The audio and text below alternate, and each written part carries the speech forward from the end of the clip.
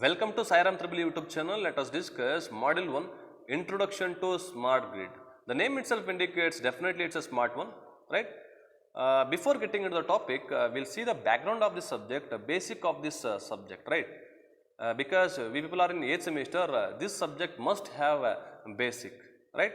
I'll be coming from the first semester to 8th semester engineering. So, how it is related to this smart grid subject related to first semester, second semester, and then till 8th semester, right? So, in the first semester, we discussed basic electrical engineering, right? So, in that we studied construction of a DC generator, construction of a synchronous generator, construction of motors also, working principle, and the basic we studied, right? In the elements of mechanical engineering, we studied how the turbine will rotate, how the turbine will design, and also we discussed how the power is generated from the thermal power plant, hydel power plant, nuclear power plant, and wind also we discussed, the solar, biogas also we discussed in the elements of mechanical engineering, right? In the elements of civil engineering, we discussed how the dam is constructed and on what parameters it depends, and how does it withstand more amount of water. So, that we discussed in the elements of civil engineering. See, I think you might have a confusion, right?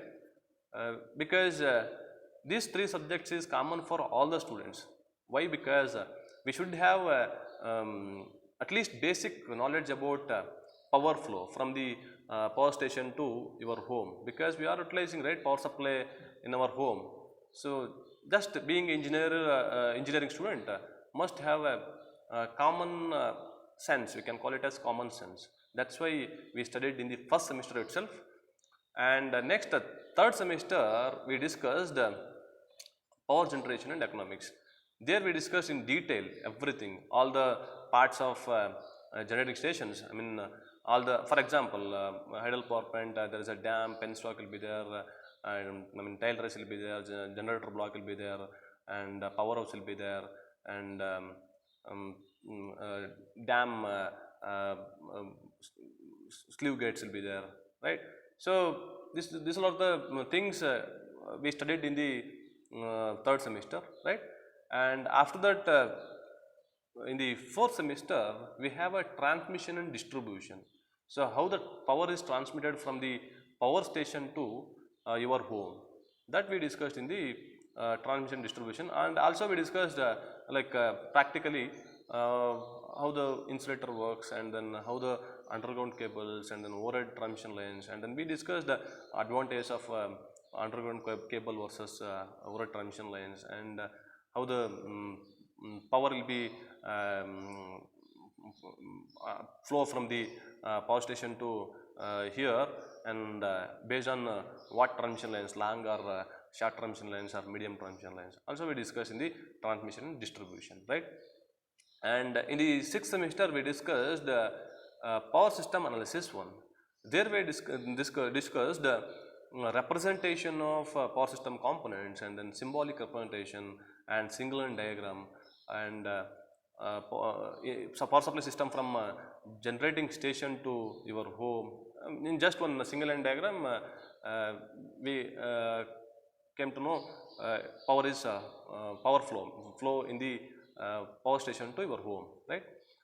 And also we discussed load flow studies, we discussed, and also in the power system analysis on swing curve and symmetrical fault, how does the fault occurs, and then what all of the parameter depends, and what factors the fault is depends, and how it is affected to power system components. Also we discussed in the power system analysis 1. And in the power system analysis 2, we discussed different types of load flow studies, like Gauss-Seidel, Newton-Raphson method, Runge-Kutta method. It's like a mathematics, right? So we solved so many problems by using a matrix, right? So matrix lab or MATLAB we used, and we solved so many problems, right? And also in the sixth semester, we have a CAD subject. There we discussed transformers, generator construction, and synchronous generator construction, and single line diagram of power supply system, and what are the power system components are present in the power system we discussed. So finally we came to 8th semester. 8th semester we have a smart grid. So basically what is the meaning of grid? I think you got the idea. I mean grid in the sense, grid is a old one, we are adding another one, smart, right?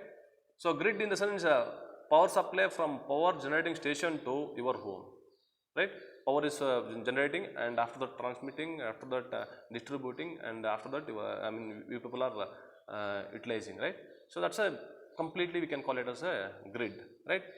And if it is smart, so okay, I'll be adding another one example.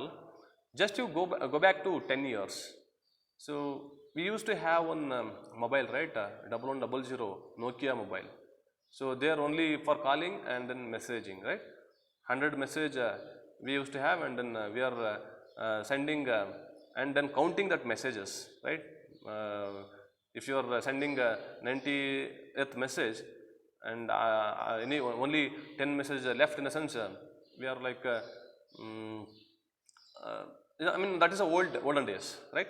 So that is a not a modernized world, right? Just to think about first I mean like just to think first 10 years back, I mean first 10 years back, and after that you come to at present, right? At present we have a smartphones, right? In that smartphone everything in your hand only.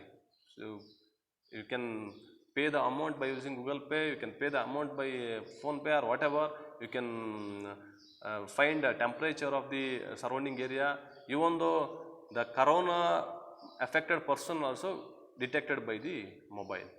So that much we are modernizing, I mean like we are fast, right? So it becomes a smart. So just to touch the I mean like link, and then we'll get everything, right? So that is smart phone, and here smart grid will be there. Smart grid in the sense so it's a two-way communication, intelligent power supply system and automatic power supply system.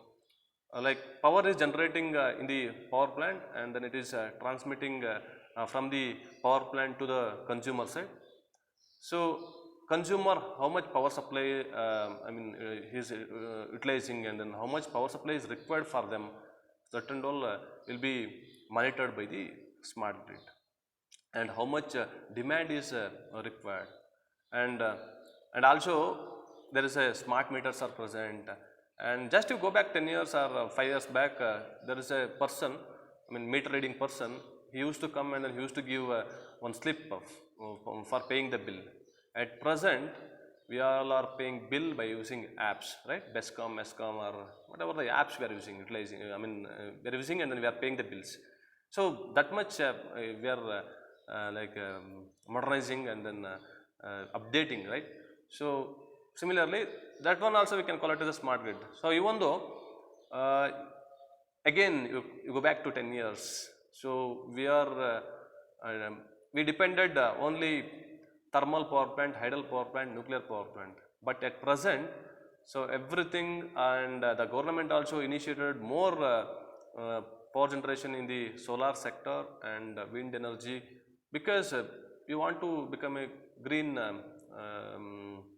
power, we want to generate green powers, I mean, without affecting the environment, without polluting the nature. So that's also like a smart grid. And also I'll tell you another one example. So here at present we have a Tesla cars, and then here we have a Kia cars, and then we have a Reva cars and all. So there we are using electric batteries, I mean batteries operated cars we are concentrating at present, because that's also like smart grid, okay? It's a smart one, because to without polluting the nature we are using this smart vehicles, even though everywhere it is implemented except flight, even though electric train will be there, even though electric buses will be there, so everything is electric, right? So that's also like a one part of smart grid. So I think in the fifth module we have a smart grid technology research areas. So these are the research areas, right? Okay, let's move on to the smart grid. It's a two-way communication, and then if suppose how much power supply we are consuming in our home, that will be monitoring, that will be recorded in the power stations, right?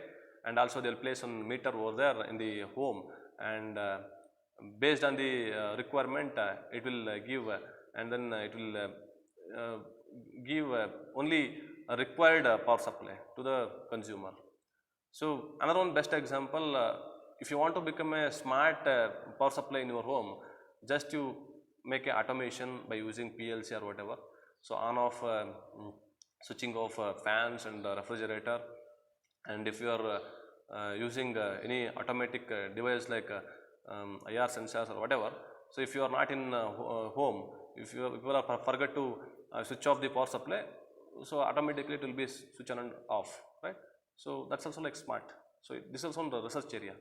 So this is a overall concept of a smart grid. I think you understand the concept of a smart grid. So just example I have given, the mobile is the best one, because whatever we are paying the bill or whatever we are utilizing the mobile for the work, so that is smart, right? That's a smart grid power generation, power generating.